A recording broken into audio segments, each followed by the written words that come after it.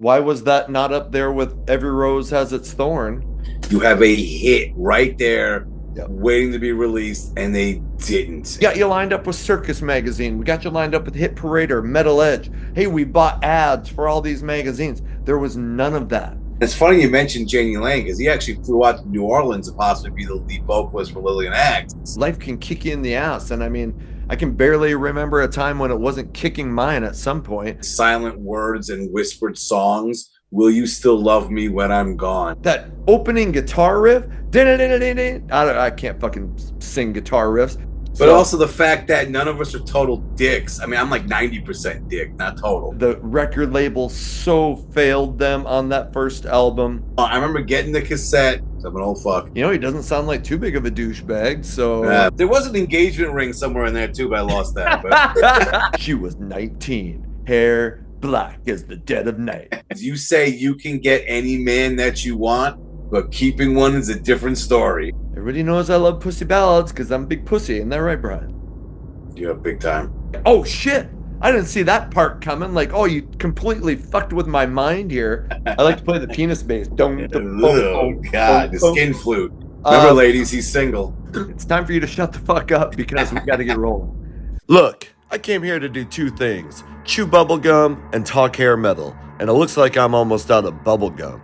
Welcome to the Hair Metal Guru. My name is Anthony. They call me the Guru. And we got Bryan from the Hairband Basement here because today is a very special episode. Today is the 100th episode. Here, can I get some fucking... Come on, doesn't something happen? Anyway, something... Shit. That's a bust. Anyway, this is going to be the 100th episode in the Hair Metal Guru pantheon of shit that's I've been putting out for you. So I thought we got to have Bryan from the Hairband Basement on, and we need to talk about one of our favorite bands of all time, Lillian Axe. Bryan and I are going to do a top 10, our top 10 songs of all time from one of the greatest bands ever, Lillian Axe. And with that, Bryan, welcome back to the show. Thank you. Thanks for having me on. I'm honored to be a guest here at the 100th episode. It's amazing you've been doing this for so long. I've been a fan since episode 1. It was the Warrant one. Yep. And it was like, cool. And then you did Poison, I think Top Poison. Then it was Cinderella, if I'm not mistaken. You know, watch those, like both bands. And I think like the 4th or 5th episode, you ranked the first 4 Lillian Axe albums. And I'm like, yeah, I think I'm completely on board with this show now. And 100 episodes later, somehow I'm fucking still on it. I don't know what the hell you're thinking, but here I am. Yeah, and I was trying to think about how you ended, because we were following each other on X, but it wasn't like, you know, we were having private conversations, but we were shooting the shit. And then I think one time I just sent you a message and was like, hey, you want to do one of these? And yeah, I know Metal Mike from the 80s Glam Metal Cast said he had done one with you. Yes. And so I was like, well, fuck, I'll go check that out. And I was like, oh yeah, you know, he doesn't sound like too big of a douchebag. So you're wrong, but okay. and one episode led to 2, which all of a sudden led to you and I doing one every week. And so, I mean, you've been a huge part. You know, the channel's at 2,900 subscribers in a little over a year. And so I appreciate you being a part of it and being on for the 100th episode. Well, thank you. I was going to say something else. And I fucking went blank. Well, with that, let me plug my shit and I'll get into the ass kissing for you. There you go. But you can, like you said, you can catch me on X, formerly known as Twitter, at HB Basement. Always talking music there. And I have a show on Stationhead. Download the app. You can listen to the deepest of tracks, the rarest of bands, and the little-known songs from the biggest name artists from before, during, and after the decade of decadence. So you won't hear Pour Some Sugar on Me, Dr. Feelgood, or Here I Go Again. But with that, let me say a few things with that. First, you were saying about us meeting on X. I was thinking, actually, this morning, how we do the round tables and the people you have on your show. It's like, at least for me, I never met any of these guys, any of those guys. Yeah. And it's odd that just, you know, from online, we met, there's 7 guys that get along, have the same sense of humor, and have the same passion for the same type of music. And that is just mind blowing to me. Yep. That's the first thing.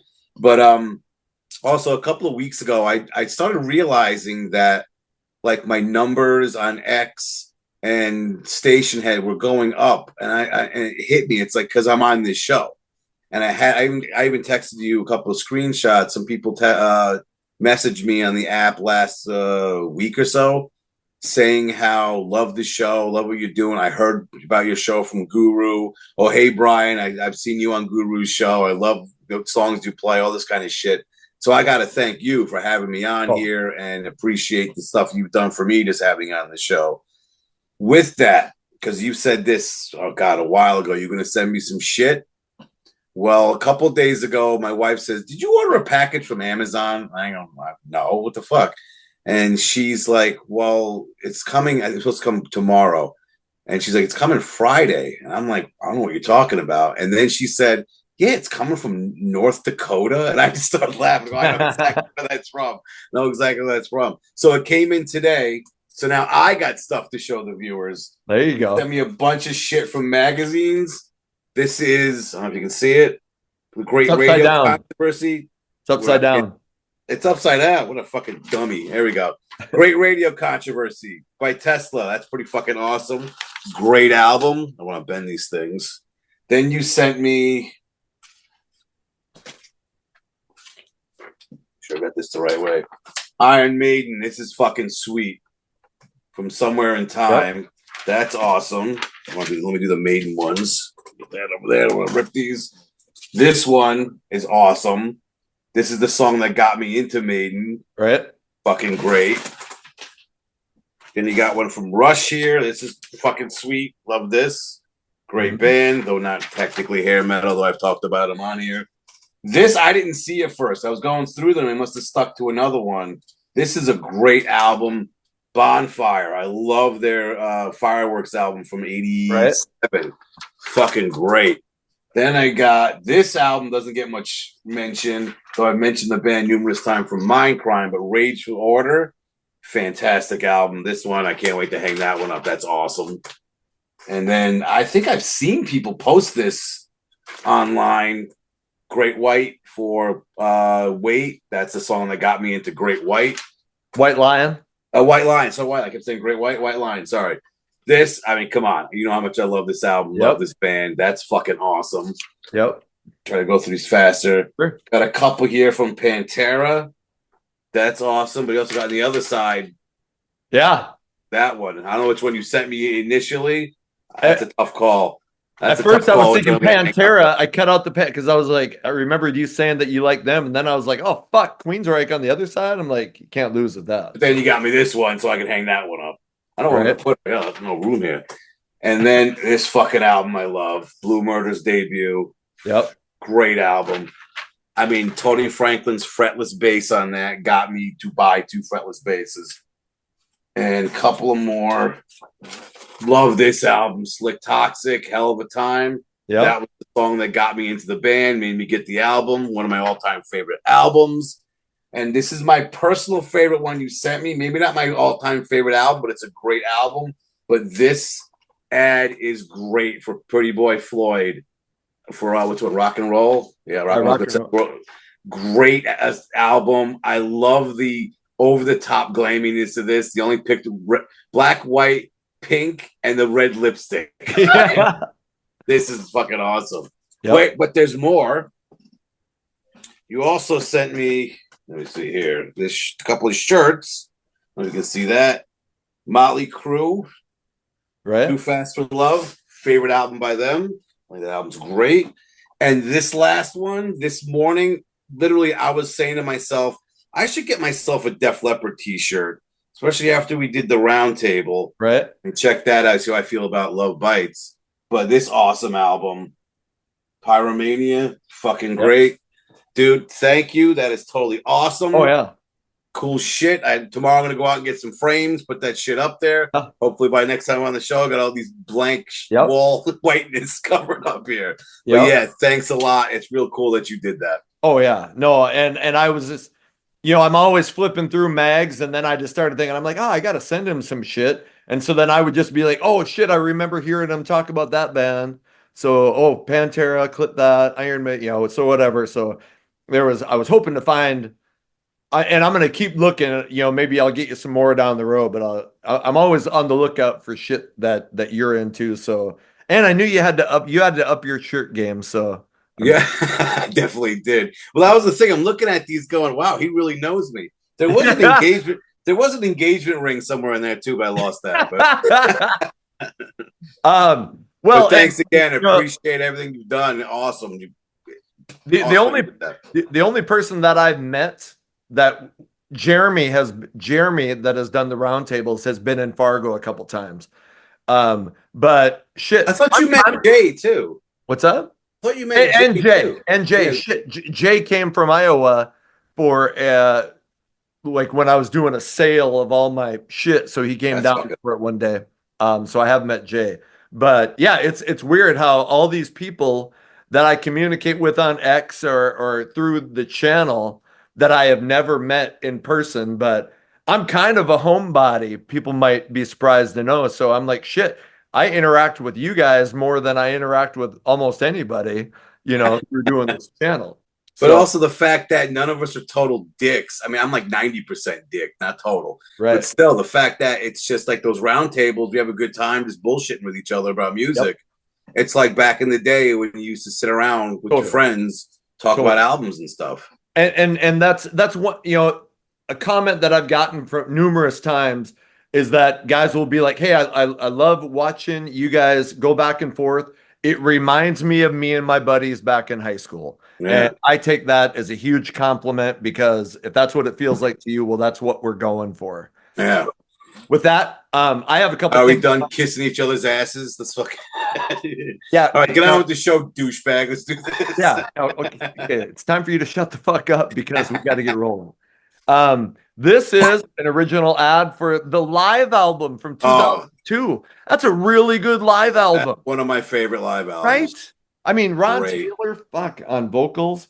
Plus, they recorded that just straight through the show. They didn't retouch it. They just went, there you go, on the show, let's do this. Right. This, you never see shit from the first two albums, but you start to see a little bit from Poetic Justice, a little bit from Psycho Schizophrenia. So there's some Psycho Schizophrenia. That's Poetic Justice. What's that? Or Poetic Justice, I mean.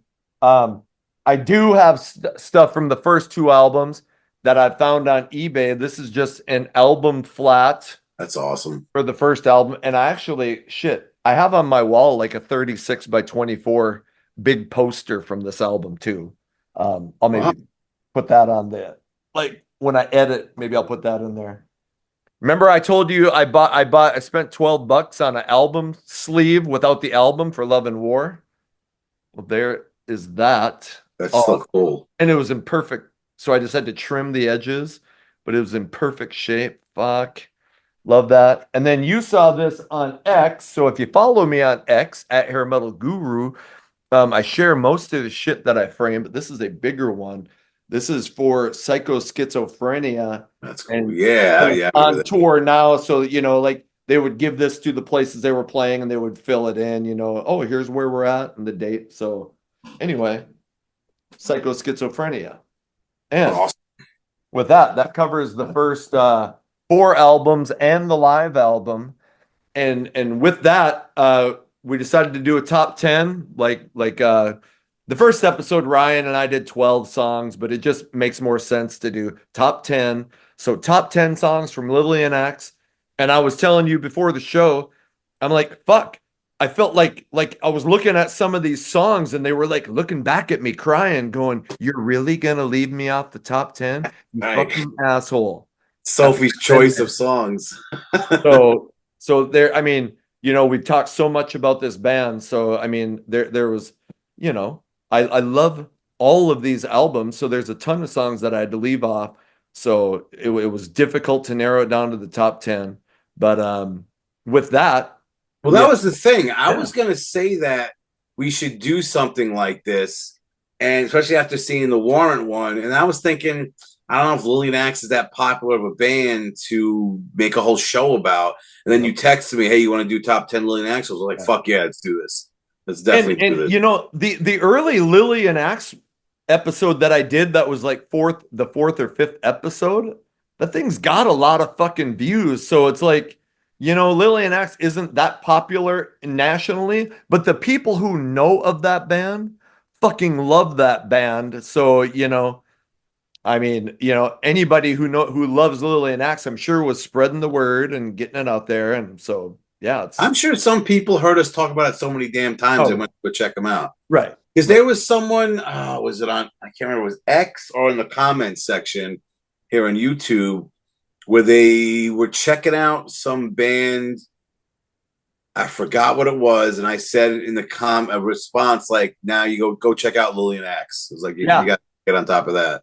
A guy was talking about some of the albums that he's bought after hearing us talk about them, and then you said, "All right, now go check out this band, Lillian Axe." So, so it's the 100th episode. Lillian Axe, one of probably up there with them and Warrant, probably the two bands that I've talked about the most on this channel.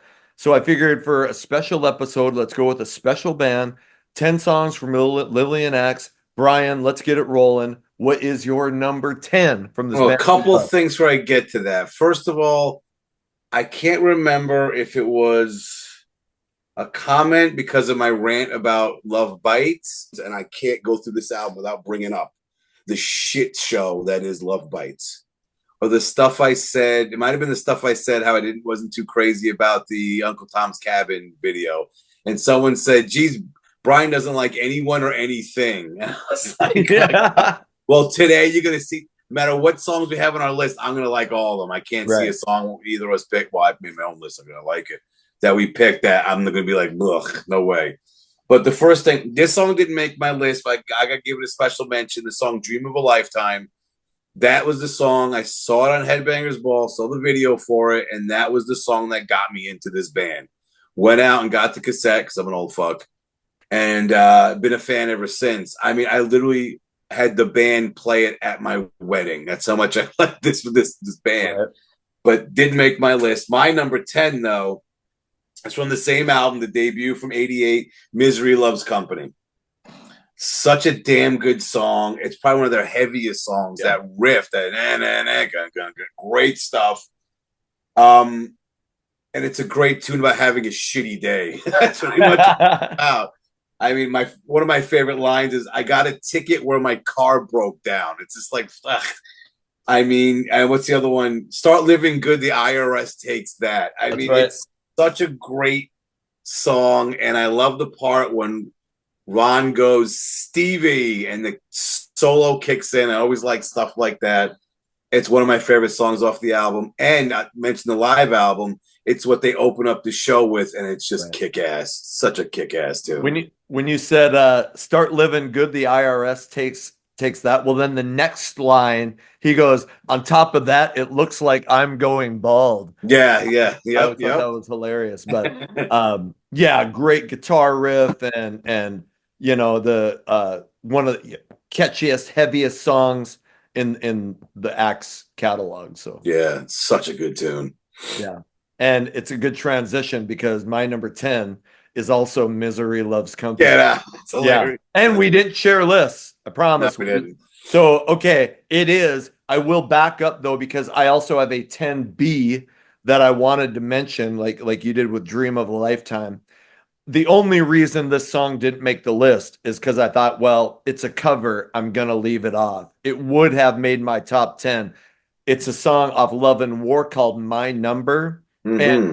And you might, I don't know, you might have included it. I was struggling so much to get down to 10 songs. I'm like, fuck, okay, leave that off, but acknowledge it because it's a cover. The band Girl that had Phil Lewis from LA Guns singing, Phil Collen from Def Leppard on guitar, put out a couple albums that, most people didn't know of in America. But one of the songs was their song My Number. Well, Lillian Axe covers it 7-8 years later on the Love and War album, and fucking epic guitar riff. Probably a little bit, Lillian Axe isn't like really a sleazy rock band. Their lyrics are deeper. You're getting like I don't know, more serious topics. They do, like They Misery Loves have some. Company is has Yeah, that. I was gonna say they do some of your typical glam metal topics, but the way the lyrics are, it's a little more. I don't want to say witty, a little more intelligent, I guess, the Right, way they go about doing it. right. Like there's a song, it didn't make my top. She likes it on top. You'd Hmm. probably hear that title and go, "Oh, it's just a fucking sleazy sex rocker." That's not, you know. No. It could sound like that, but it's basically talking about how she likes it on top, like in her life, like she likes coming out number one and all this. So, but anyway, so my number is my honorable mention 10B. But Hmm. yes, my number 10 is Misery Loves Company. And I was going to say some of the same things, one of the heaviest guitar riffs and some of the coolest and kind of hilarious lyrics for a Lillian Axe song. So that's my number 10 as well. Do you know why they decided to cover a girl song? I don't. I don't know where I, they. I I do know that I heard from Ron Taylor that he was the one who kind of pushed them to do some of the more straight ahead 80s rock stuff. So I do know that Ron Taylor's previous band Stiff covered my number. So I mean, I don't know why I they could, decided to record it, but Ron Taylor's previous band played it, so I'm assuming he was like, "Hey dude, here this would be a good song for us." So they ended up covering it. well, they did. They had a demo of it when they did the debut. Okay. Because I got on, like I said, I got on cassette. 'Cause I'm an old fuck, but I got a reissue CD of the debut, and they have the demo version of My Number on there, Sure. which sounds it's still Lillian Axe, but sounds a little closer to the Right. original. I Right. just always wondered what this made them decide to do that Right. particular song. I Right. also, since we're talking about their covers, I also love their cover of No matter what. No Matter What. That is a Yes. fantastic Oh, song. I mean, yeah. that one I only left it off because it wasn't one of their originals, Right. but that version, it's way better than the original. It's Totally. so fucking good. Totally. Totally. Okay. Moving on. Let's go to your number 9. My number 9 from the same album, the debut. Always loved this one. The More That You Get. This one I just it's catchy. I love the cymbal, the little hit on the hi hat before the guitar kicks in, and one of their best lines. You say you can get any man that you want, but keeping one is a different story. Oh, what a great line! Yeah. I mean, that descending guitar, na na na na na, before the chorus, great stuff. And they do it again. I think Steer plays along with them at the end of the solo. It's just such a good tune. I played it last week on my station head show. I did a show with all songs from 1988, and I'm like, I gotta put Lillian Axe's debut somewhere, and I like that's the song I'm going with. Always like that one. That's my number 9. Okay. Okay. That's geez. I almost not that you forget about it, but it's like, oh yeah, that's a fucking great song. I did Yeah. listen to all these, but I kind of was like going forward to, okay, yeah, I know gonna need this song. Let me refer. I know I'm gonna need that song, so Yeah. anyway, okay. But Good you've heard the call. song so many times, you have to re-listen to the whole thing again. Like you're gonna Right, forget parts now. right.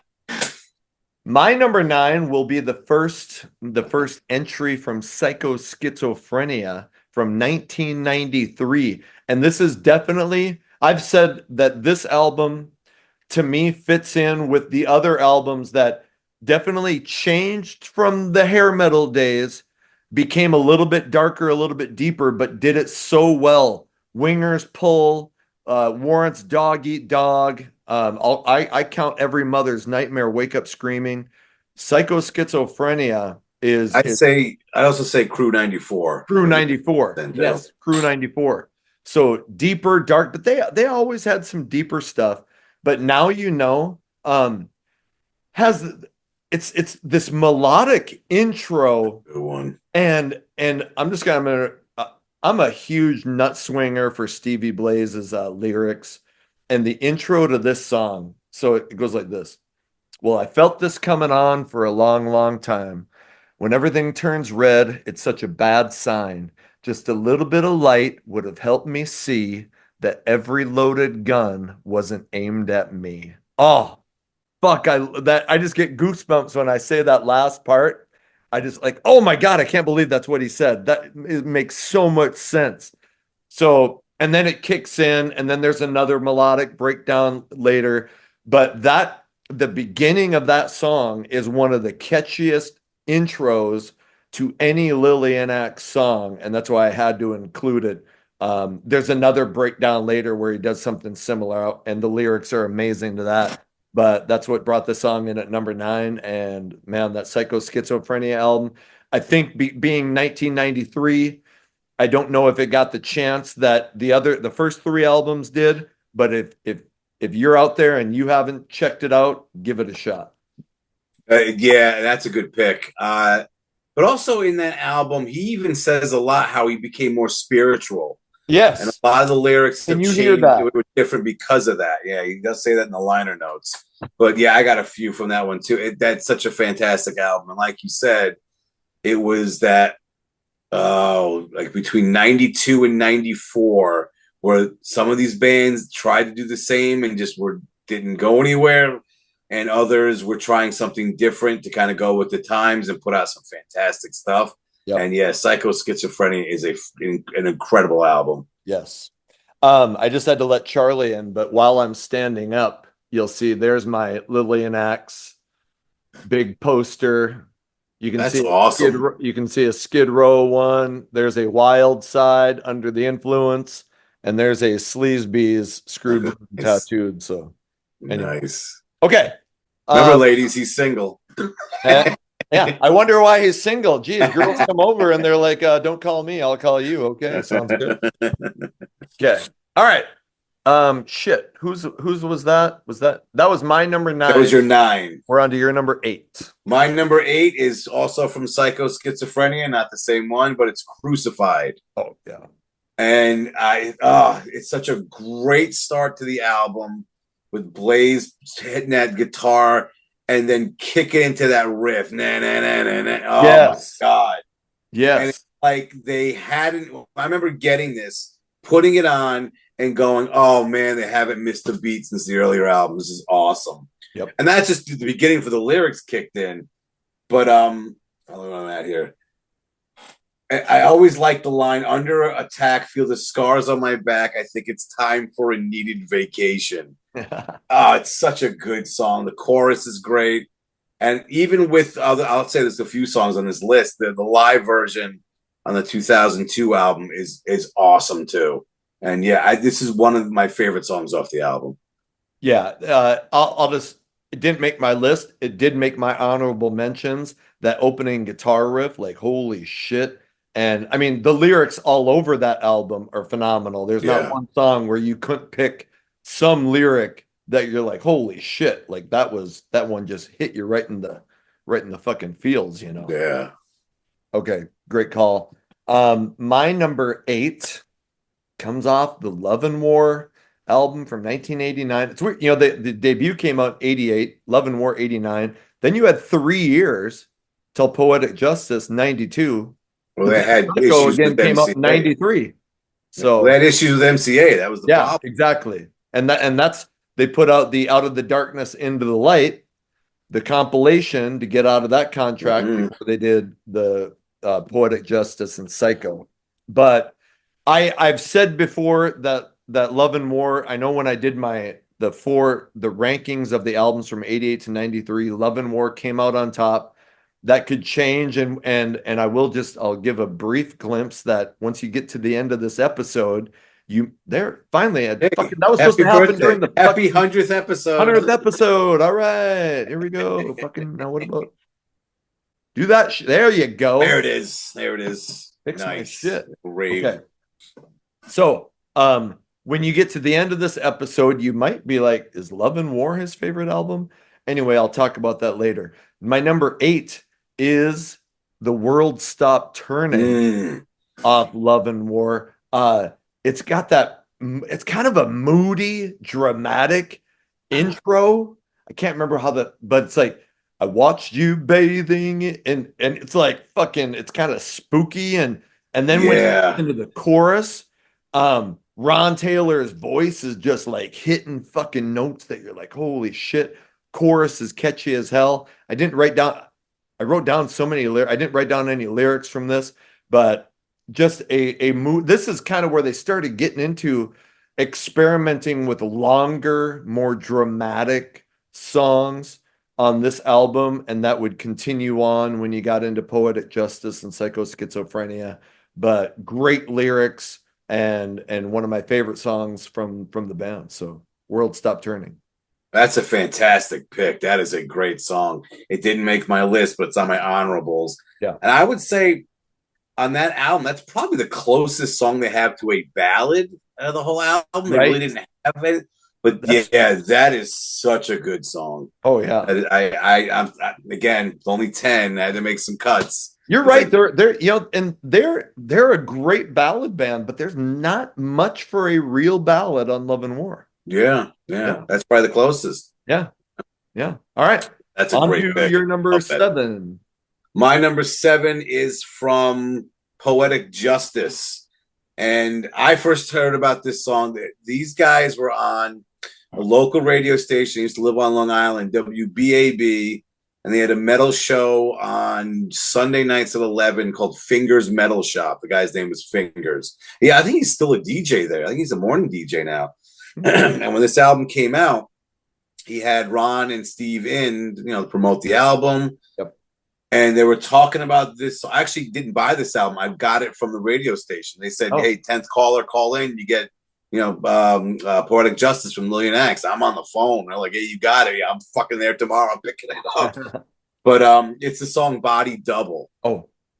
And the fact that it even said this when they're in the interview, that it's about sleeping with twins, but not at the same time. They would switch on him, and he couldn't tell which one he was sleeping with because they looked the same.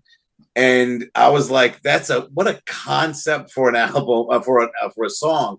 Again, it's them taking the whole, it's about sex, but wording it in a way where you're like, oh, that's what it's about. Two of a kind, only one on my mind. I still can't find out which one had been mine. I mean, something like that. But the driving bass of that song, I think, is great. The lyrics, the chorus, it just great stuff. I had a friend in college that loved this song, and that's the song that got him into the band. And he was like, he went over the summer, he tried to find this album and got the compilation. He's like, the song's not on there. Where is this? I'm like, that's the wrong album, dude. You got the wrong album. Right. Yeah, I had to put this one on the list. It's such a good song.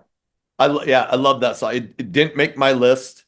Probably, there almost any song could be my fucking honorable mention because there's not many songs where I'd be like, eh.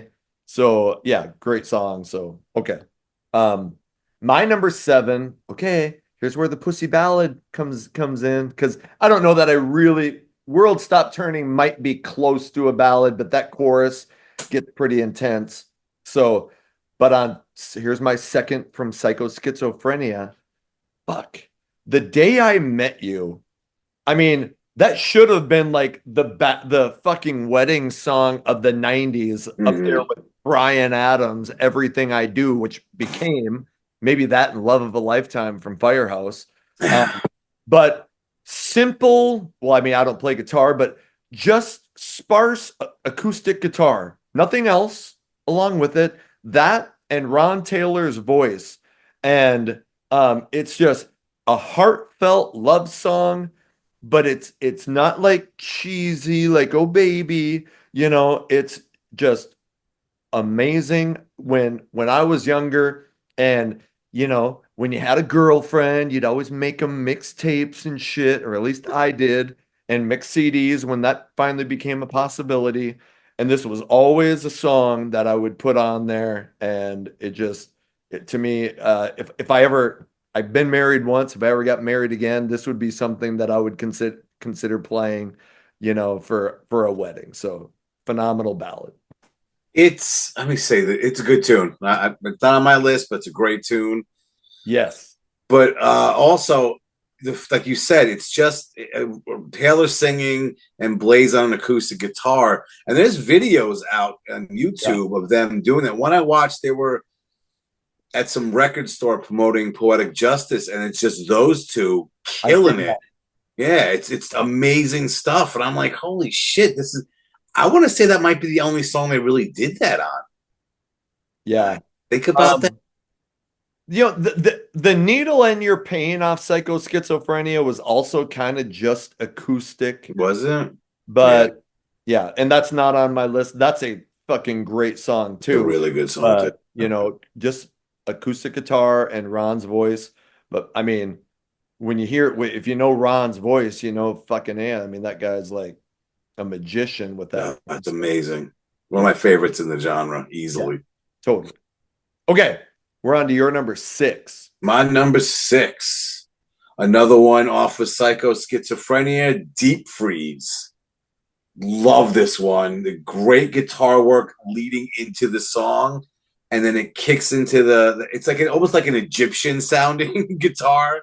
It's so good.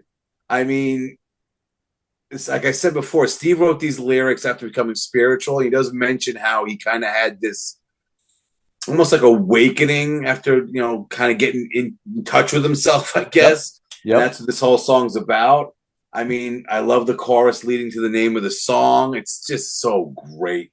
I always like the line, I thank my lucky stars that I'm not dead. And there's a pause, and he says, yet. just great. But yeah, this is a great tune. Love this one. Yeah. Yeah. Oh, yeah. It's a phenomenal song. I won't add much to it. Great pick and shit. Not on my list, but love that song. Okay. My number, fuck, what are we on? Six? My number six. I'm almost surprised this song is this low. This is Lillian Axe doing sleaze metal. And when Lillian Axe decides to do sleaze metal, it's better than almost anybody doing sleaze metal. It's All's Fair in Love and War off the Love and War album. And talk about this big, moody build up. And you hear Ron Taylor's voice coming in.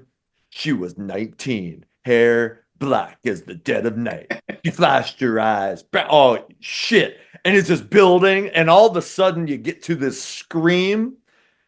And he hits a note that you're like, no fucking way. And then Steve's guitar, so utterly catchy. I thought, man, for 1989, that I'm like, how is this not a single? And I think Show a Little Love was the only single off this album. Yeah. So, but so utterly catchy. It was one of the first Lillian Axe songs when I got that album that, it grabbed me right away. Other songs are growers, but this song was like right there at the beginning. So love it. The title track of maybe my favorite Lillian Axe album, All's Fair in Love and War. This one killed me not to have on my list. It is such a good song. I remember getting the cassette, I'm an old fuck, back in '89, popping it in. And yeah, it starts with that. I don't know how you describe it. Dun, dun, dun, dun, dun, dun, dun, Yeah. Yeah. like, what the heck is this? And then you start hearing the bass and the drums pumping in, and it's like, yeah, like you said, she was 19. And when he screams, no idea, and they kick into the That's song, I remember yeah. listening to the car going, holy shit, this is awesome. Yeah. And another song on a live album that's great. And there's you hear someone, I think it's someone in the crowd singing along to that part. So you hear that because it sounds like a woman singing this part. Right. And yeah, it is such a good song. And yeah, it made my honorables, and it was so close to making this list. Part of me was like, Guru's going to have this on his list, but another part was, I can't keep messing with this list and changing Right. things. But yeah, that is a fantastic song and a great pick to put on your list. I knew of Lillian Axe on the first two albums, but I could never buy them anywhere. I never saw them anywhere. This is obviously before we had eBay and Amazon. You could just Mm-hmm. have everything shipped. So the first thing I got was Poetic Justice and Out of the Darkness into the Light. And then I got Psycho, but it wasn't till years later when I think I fucking, you know, there was some mail order shit and you could order like hard to find albums for like 20, 30 bucks, uh, probably out of the back of like a Metal Edge or something. And then, Yeah. I finally was able to get Love and War. Well, then I remember going to a record store in Florida in the early 2000s, and I was like, holy shit, they had the self-titled and Love and War on CD. So I was like, fucking it. So it took me forever, but eventually I got them. But anyway, that's because I got the debut when it came out. I think it was like a year later I got the second album. yeah. And such good. Both of them were great, but I still remember popping that into the car and that first song. You're like, Yeah. oh shit! It kind of again strap in you in for a wild ride with this album. And It's a great album. I Yes. could again any of these first four. Yeah. On any given day could be my favorite. They're all great. Yep. All right, we are on to your number 5. And number 5, speaking of Love and War, it's the song that closes out the album, Letters in the Rain. Such a great tune. I mean, that whole part with Blaze just ripping on a solo before the actual song kicks in. And again, Taylor belting out a scream before that. Oh, so good. And it's like a dark song about being dumped by a woman. And it's not your typical cheesy, oh, I'm so sad, blah, blah, blah. No. It has this grim, dark sound to it. And it's so good. And it's a great way to close out such a great album. So good. Yeah, I love that song. That was one that I was like, oh, fuck. You know, and I wanted to not care about what albums they came from. I'm like, pick your top 10. Don't be like, okay, you need 3 from this. So I was trying to be purposeful about that. I don't know if because I do have them pretty evenly spread out, but I mean, you know, I love all 4 albums, so I think that's pretty natural. But I was, you know, I wanted to include that, but I was like, oh fuck, you know, you already got 3 from Love and More. You know, anyway. Great I think mine were pretty even too. I think I had 3 from 2 of the albums, the other one 2 from each. So I'm all it's not like it's all one album. I mean, all 4 are great though. I mean, right. Okay, my number 5. Okay, everybody knows I love pussy ballads because I'm a big pussy. Isn't that right, Bryan? Yeah, big time. Yeah, big time. Thanks for not sugarcoating it. You want if you like sissy. Thanks for not sugarcoating it. Just come out and agree with me. Okay. I've talked about this song. It's from the self-titled album. It's called Nobody Knows. Should have been the song that blew them up. You know, I mean, at least the ballad that would have gotten the girls into the band. You know, the record label so failed them on that first album. I thought Misery Loves Company could have been a single. You know, that was your straight ahead hard rock song that people would have loved the lyrics to. Then Nobody Knows was a deep, dark, heartfelt ballad. And I did an episode on hair metal ballads that should have destroyed the charts. Nobody Knows was tied for number 1 along with Standing Alone from Taiketo. And so I just, you know, if you like ballads and you listen to that song, you're going to go, fuck, why was that not up there with Every Rose Has Its Thorn, you know, on top of the charts? But it never got released. It never got a video. It languishes in obscurity, but it deserves your attention. It is such a great tune, and it should have been huge. I mean, MCA gave this band no support. You have a hit right there, waiting to be released, and they didn't. And it's such a good song. I mean, I always like the line, silent words and whispered songs. Will you still love me when I'm gone? Are far away where the hills turn to plains. I sit and I wonder where you are. The lyrics are just great. Too. Such a great tune. The solo is awesome. I mean, everything, again, this is going to be an ongoing theme with this band. It should have been huge. All right. Your number 4. My number 4 is the title track from Psycho Schizophrenia. This one actually made my closers list when we did that show. Seems like forever ago. I mean, it's such a good tune. Great way to close this great album. And I just like the ending when he keeps going, it's all in your mind. And there's one part when they're going through the ending, you hear Steve play this lick that just goes, and it's so tasty. It's so tasty. But that opening riff, too, is just great. and the riff during the chorus. It's such a good song. One of their heavier songs as well, but great stuff. Just great stuff. That reminds me, there was some dude, I can't remember if he commented on a video or if it was on X, but he said it's easy to see that Bryan's a musician because he always points out the musicianship part of the songs and picks songs that showcase musicianship. And I responded and I go, yeah, and I'm the moron who talks about the songs just from the average moron point of view that doesn't know shit about music. That was was a comment, I think from our all-time favorite albums, because he mentioned some bands. He was like, "Oh, he's a musician." He's like, he mentioned stuff like Love Hate, Van Halen, Badlands. I'm just like, yeah, makes me better, I guess. Yep, Bryan to be like, first, he did this, and then he blah, blah, blah, and I'm like, well, that sounds good, and this was good, and I like that part, and. Blah, blah. But I don't play guitar, so I can't comment on what Steve Blaze is doing on these fucking songs. I have no clue. I have no clue. I mean, I can maybe know the key or whatever, but his picking technique I can't. I just can't.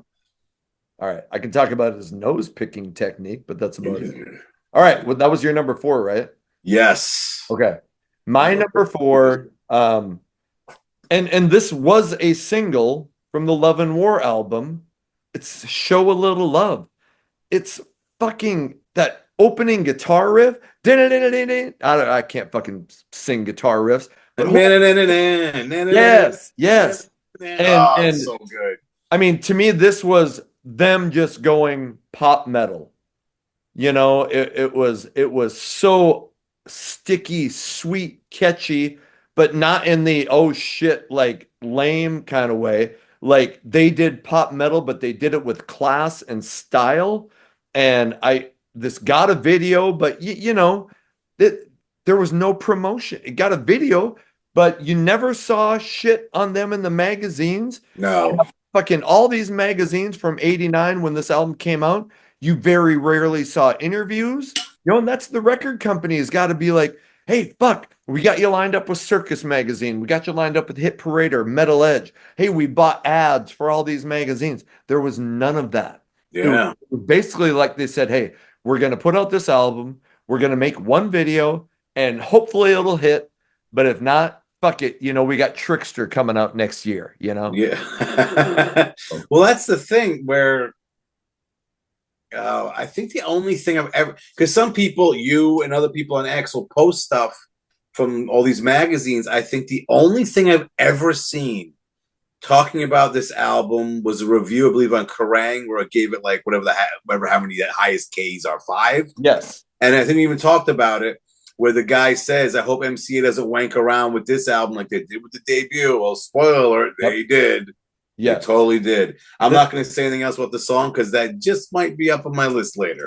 And so the one ad that I have seen is that one in Kerrang, which is from Great Britain. Yeah. Never saw an ad for it in America, in American magazines, and I have them all. But so there was a Love and War ad in Great Britain, but so fuck, it's disgusting, is what it is. It's fucking disgusting. I want to puke. Makes me want to puke. Okay, moving on to your number 3. My number 3. Speaking of catchy tunes that should have been huge, off the Poetic Justice album, True Believer. How the fuck this song wasn't a massive hit is beyond me. Aside from the fact that it came out in 92. All right. But I mean, it's got commercial hit written all over it. It's catchy as hell. I mean, it did get some radio airplay, but they never made a video for it. And this song did something that a few songs on Poetic Justice did, where they took the chorus and then added an extra line at the end. So it was True Believer, and it said, anytime or any place, I turn around and see your face. Oh, so great. It's just so good how they just twisted at the end. Yep. Any place at all and wrapped it. Again, it's mind-blowing this song wasn't huge. Yes. Such a good tune. Yes. I'm going to be quiet about it. Okay. All right. Okay. All right. But I'm right with you. And I'll just, you mentioned it. the cover, no matter what, was the first single. That's a great cover. But how was True Believer not the first single and video? And it was getting airplay. Stations were playing it. I actually remember hearing it on the radio. That might you remember something from 1992, but I remember that guitar riff coming on and going, "What the fuck is this? I need this." So it was getting play on Q98 in Fargo, North Dakota in 1992. Okay. My number 3 is not that song. It is another song from Poetic Justice. And this will be my last kind of ballad. I know. But the song See You Someday on Poetic Justice it just gets me right here. The lyrics are amazing. It is so catchy. I still play this all the time. I never get sick of it. You know, some songs you loved back in the day, they come on now, you're like, okay, shoo, I've had enough. I don't get sick of this song. And you were just talking about how they would have like a couple lines and then add this extra little thing. Well, so I have an example of that because I wrote down a couple lyrics from this. So it goes, "Did you think I would see it coming? Turn around, look at me, I'm running. Now, my love." It adds that. Then, "Through the years, all the pain and suffering, children's cries amount to nothing. Rise above." That little extra part. Oh, fuck. I mean, I wrote down a bunch of other lyrics. I'm not going to go through them, but if you're a lyric guy, Steve Blaze, I don't know how he doesn't get talked about, you know. I mean, I think Janie Lane is a phenomenal lyricist, especially when you get into Dog Eat Dog. But there are definitely moments on the first 2 albums. Steve Blaze, it's kind of the same thing. There's always great lyrics, but on Love and War, you start to see some great stuff, some stuff that, you know, you're just like, oh, I didn't see that coming. You know, a lot of times how you can listen to a song and you know when he says a word, you're like, okay, this is going to be the rhyme scheme that comes. Yeah. Oh, you just said the word desire, so $20 says you're going to be saying fire in about 7 seconds. But they have rhyme schemes that you're like, oh shit, I didn't see that part coming. Like, oh, you completely fucked with my mind here. So, See You Someday, ballad-esque and some of the best lyrics ever. And I just think that song should have been massive. That is a good tune too. That is a good one. Didn't make my list, but that's definitely a good song. And it's funny you mentioned Janie Lane because he actually flew out to New Orleans to possibly be the lead vocalist for Lillian Axe. That's right. And the reason why was because Janie and Steve were both wanting to be the leader of the band. Yep. And they were like, "No, I respect you. Good luck to you. Thanks for having me here. I'm going to go back and, you know, eventually join Warrant." But that would have been interesting with Janie Lane.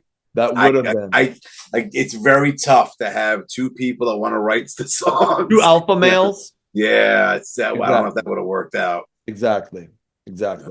So, all right, we're on to your number 2. My number 2, you said it before, from Love and War, the only single released by it, Show a Little Love. Again, how this thing was not huge. This is the song I think should have broke the band and made them big. Totally. It's so catchy. The lyrics are commercial friendly.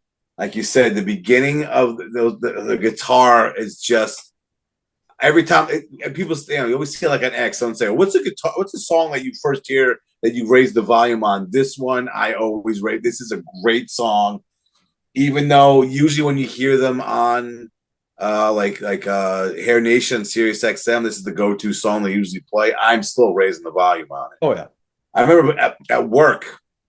I used to work with someone that had Hair Nation on. This song came out and I came on. I'm like, raise the volume. This band is great. And he even said, "These guys kind of like sound like Def Leppard." What the fuck are you talking about? Get out of here. Right? Getting that from. But I mean, I love as a bassist, I'm saying this, I love the solo in this by Steve Blaze. One of my favorite solos by him. He does this tapping at the end, which is just great. I love the video with Ron Taylor just spinning the mic stand around. Right. And there's one part when it kind of like has a rest and it's Steve making a noise with the guitar, and the rest of the band kind of like points at him as he's doing, all that kind of stuff these bands did in their videos. But yeah, till this day, I still love this song, and again, it should have been huge. Yeah. And you mentioned, somebody saying, oh, they kind of sound like Def Leppard. Well, the first album was produced by Robin Crosby from Rat. So I think you do hear some Rat influence on some of the guitar in that first album at certain points. You can hear his influence on there. Now, after that, then I think they sound completely original. Not that they didn't sound like they were copying anybody on the, but you can just, you go, oh yeah, I could hear that a guy from Rat was involved in this. But I always felt the first two albums were more hair metal-ish, quote unquote. And then the second two albums, they're almost like two separate bands to a point where they got more mature, the lyrics got more mature. I mean, Ron and Steve been working together all this time, so they developed together in a different way than trying to continue what they were doing in the late '80s. Right. And I think it worked out really well, especially those the third and fourth albums are just phenomenal. Well, and the first two albums came out in a 2-year period, 88, 89. Then they had 3 years off to kind of go, hey, what's the direction we want to go? And there was a ton of growth. And get out of the contract. And get out of that fucking contract. Okay. My number 2 was your number 3.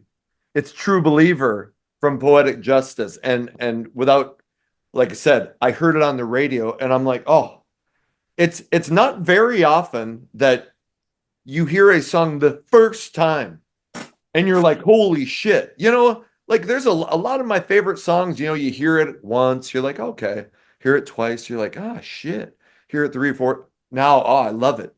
That opening guitar riff just shook me. And I was like, and then his voice I was like, holy fuck. It reminds me of the first time. And the other song that I've talked about where it did the same thing was Cinderella's Gypsy Road. Mm-hmm. That opening guitar riff, I was just like, I stopped everything I was doing. And I was like, wait a minute. What is that all about? Same thing with True Believer. The lyrics are fucking, here, the opening part. Every day about this time, I lose my reason and my rhyme. Everything around me is getting clearer. Seasons changing quickly. My attitude is strictly here and now. The time is getting nearer. Oh, jeez. So good. So good. And it just was not the first single. That screams first single. That screams what we are about. And the No Matter What single, there was a very good cover. I still love that song. And I think maybe people were thinking, maybe that's maybe a cover. A good cover will break the band. But True Believer should have been the first song. It's comes in at number 2, so it's one of my favorite Lillian Axe songs of all time. Yeah, it's just a great song. All right, I am dying to hear what your number 1 is, and like with each one, I'm like, oh, what's it gonna be? What's it gonna be? So, all right, we're on to your number 1. My number 1, I think I've mentioned it before, and I actually talked about this. I was on Rock Resurgence Radio the first time I was on with them. We did 5 deep tracks. And this one from Poetic Justice was my number 1, Living in the Gray. I love this tune. It's got so many peaks and valleys in it. It's so well, it's put together so well.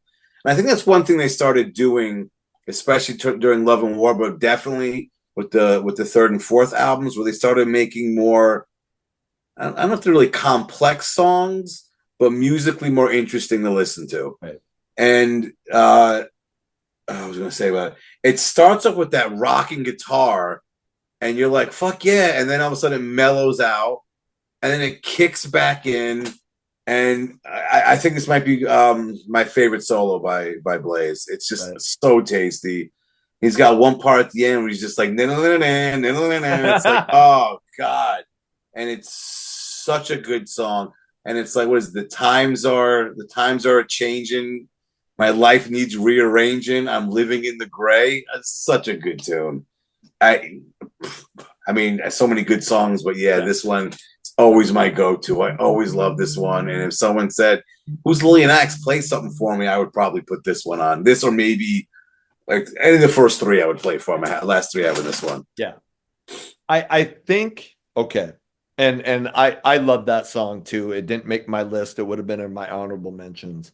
I think like what you said, if somebody said, "Hey, give me one Lillian Axe song," I might choose True Believer because I think that represents in general the sound that it is more of a hard rocking sound, hard rock, but still straight up catchy as shit. My number one and my favorite Lillian Axe song, and before I tell you what it is, and I might have shared this story before, but a girl that I went to college with, we didn't date, texted me like a couple weeks ago, and she's like, sends a couple pictures, and she's like, "Oh, do you remember this?" And it was I had made her a mix CD, and it was a list of all the songs, but there was two pages because on one page was all the songs, and on one page I wrote all the lyrics to just one song, and it was this song, "Dying to Live," off Poetic Justice was the one song I was like, I have to write you all these lyrics. This is the most I'm actually have goosebumps right now because I'm looking at some lyrics I'm gonna share, but it's the most upbeat and just like man, if you're thinking of man's life can kick you in the ass. And I mean, I can barely remember a time when it wasn't kicking mine at some point, but this is a song that you can like listen to and you're like, fuck, man. Hey, I'm not gonna stop. I'm not gonna quit. I'm gonna keep pushing. And this song is just so inspirational. I don't know. It just gets me going. And it's not like it's more mid-tempo. It's not like hard rock. It's a mid-tempo rock song. It's almost got like an electric acoustic. I don't know if that makes any sense, but an electric acoustic beginning. And then Steve starts soloing before the lyrics even begin. And I'm not a big guitar solo guy. I'm like, okay. But Steve Blaze's guitar solos, like it's emotional in this fucking song. And then so I'm going to read you two stanzas. Here's the first part. Took a chance on inner healing, said it was the way to go. Find a way to make you happy. I can't do it, never could. But what a show. That's such a great line. Oh. Great And then right before the chorus, or when here's the chorus.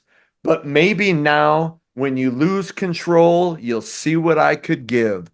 Trapped inside your heart, I'm dying to live. Fuck. Oh, I got goosebumps. So it's one of the catchiest. This would have been a single if I would have been a record label guy. Maybe went to True Believer would have been the first single. This would have been a single. And now I'll point out that my top three songs all came from Poetic Justice. Mm-hmm. So I do think when I think of their albums, I think Love and War is continuously a little bit stronger. And that's why I've said Love and War is my favorite. But my favorite songs ever from Lillian Axe come off Poetic Justice. But overall, I think I had two from Psycho, two from the self-titled, three from Love and War, and three from Poetic Justice. And my number one is Dying to Live.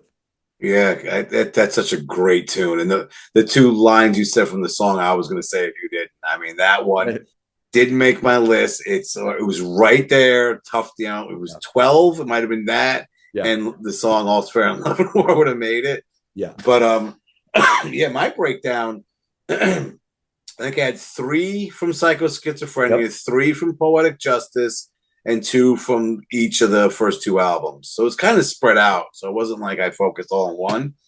But I mean, oh God, what a band. What a band. Let me go through my honorables because Dying to Live right off there at the top. That was one the next one, the only one from my honorables and my original list that's not from the first that's not from the Ron Taylor years, Ignite from Sad Day on Okay. Planet Earth. What a great tune. That one killed me not to put it on Yep. either. From Psycho Schizophrenia, I love Moonlight in Your Blood. That is such a good one. Yes. Ghost of Winter, you said. Love and War, you said. The rest are all from that Fields of Yesterday album with all the old songs and Yep. stuff. Because I have my list and I'm like, I didn't put anything from there. And there's so many good songs. I got Daddy Long Legs. I love that one. Do It is great. For Crying Out Loud is awesome. Become a Monster. Pulling the Rats Out. And I had Nobody Knows from the debut. That's Yeah. a great ballad. So yeah, five songs just from that one compilation. I had no room. Didn't have the room for it.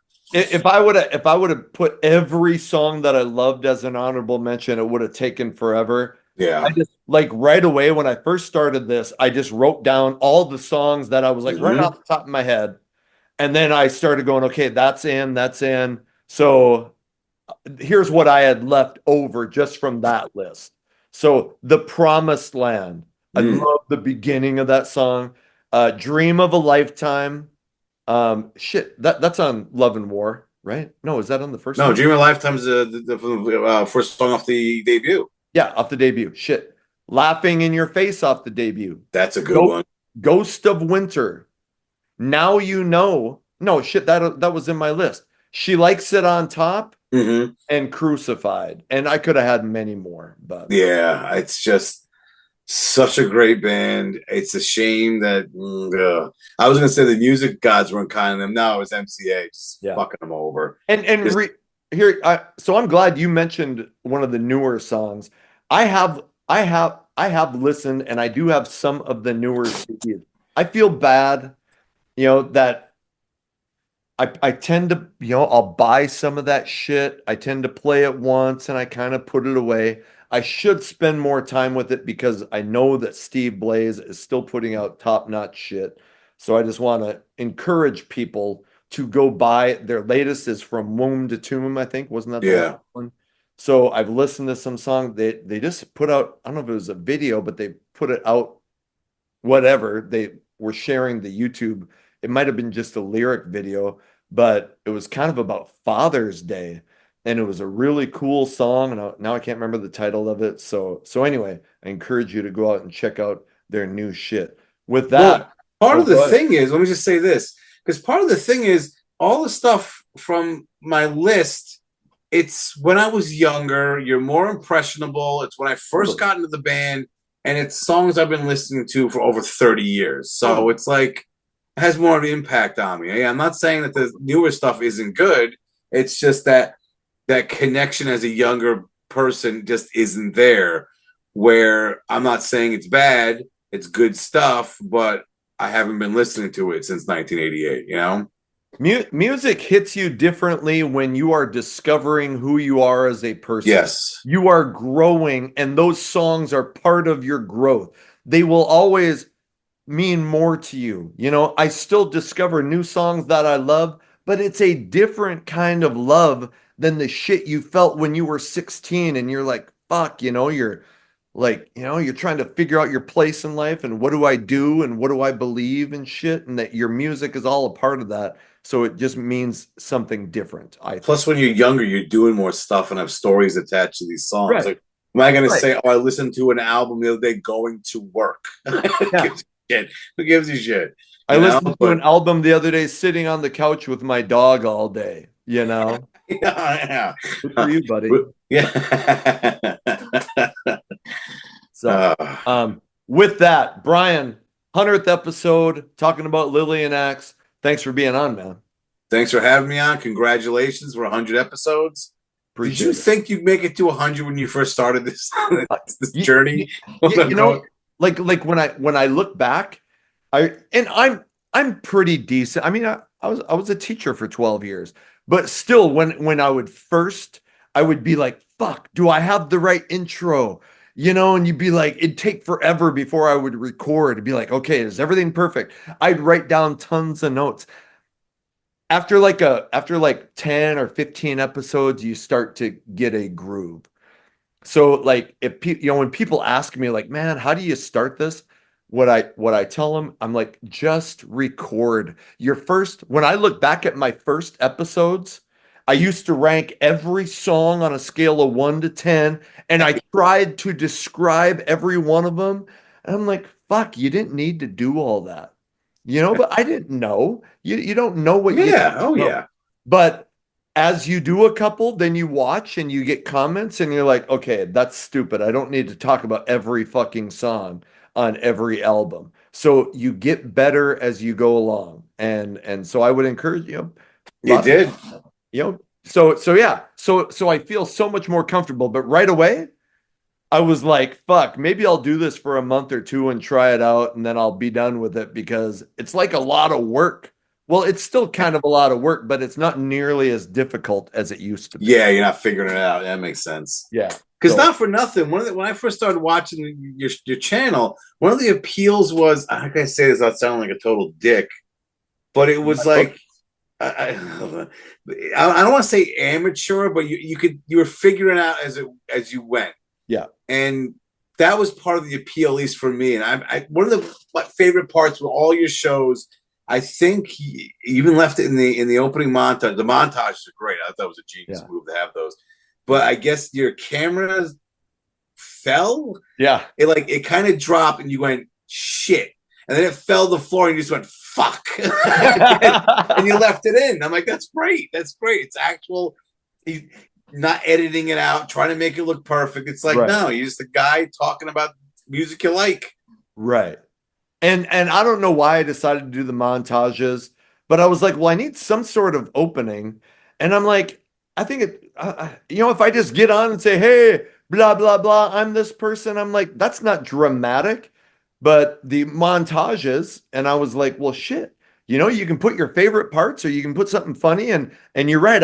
Sometimes I left shit like that in. And so the montages have kind of taken on a life of their own. Like I love making them. They're usually my favorite part because when I make them, I have to watch the whole video so I see all of it and to clip out the parts that you want. Anyway, I'm kind of rambling, but no, I mean, thank you. And I never wanted to hide.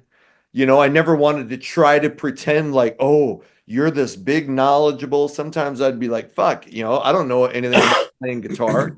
I just know what I think sounds good, and I'm going to try to talk that way, and I'm not going to pretend to be like this knowledgeable musician who can be like, ooh, and then he did that, and then he did this, and then he wrapped his finger, Wow. Anyway, you can tell you don't play, but your air guitar even sucks. Yeah.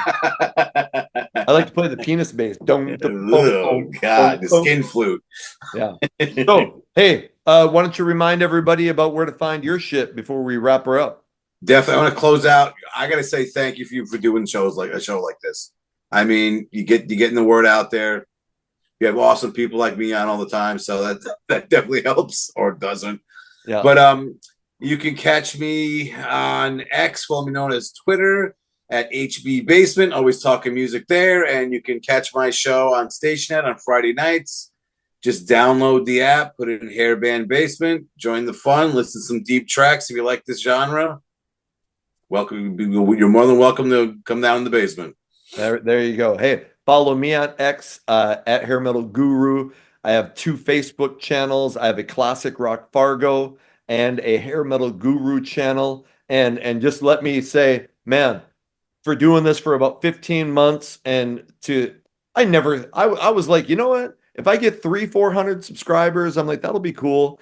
We're 100 away from 3,000. Never envision, I have some people who have memberships, subscribe, pay a little bit, which is an option for you if you'd like to help out the channel. So whatever you do, and to you, to Ryan, to Metal Mike, Ryan, the Rock Resurgence Radio guys, Jay, Jones, who else has fucking been on? Ian Scotto, who am I missing? Jeremy, who's been on a few episodes. To everyone that's been on, I appreciate it so much. To all the viewers, thank you for making this channel into something that people seem to enjoy. I will keep doing videos, and I hope that you'll keep watching until the next video comes out. My name is Anthony. They call me the Guru. Take care.